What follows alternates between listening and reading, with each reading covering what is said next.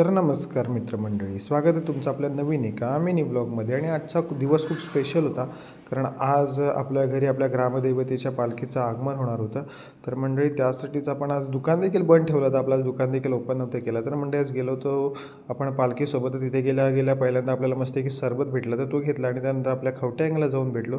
तर मंडळी आज ग्रामदैवतेचं आगमन होणार होतं आपल्या घरी, आणि गेली वर्षभर आम्ही वाट बघत होतो या दिवसाची. आणि शिमगा उत्सव म्हटलं की कोकणकरांचा आवडता सण आहे, आणि अगदी गजबजून उठलेलं आमचं गाव देखील तुम्हाला पाहायला मिळेल. तर ग्रामदेवतेचं आगमन आपल्या घरामध्ये झालं, आपण दर्शन वगैरे घेतले ग्रामदेवतेचं, आणि त्यानंतर मग आपण पाहतोय तर आपल्या गावातले तमासकरी मंडळी देखील आली होती. त्याने देखील सुंदर असं आपल्याला नृत्य सादरीकरण केलं, आणि सार्थकने देखील खूप सारा आनंद घेतला. तर म्हणजे त्यानंतर रात्री असं जेवण वगैरे आटपून आपण गेलो पुन्हा एकदा होळी लावायला.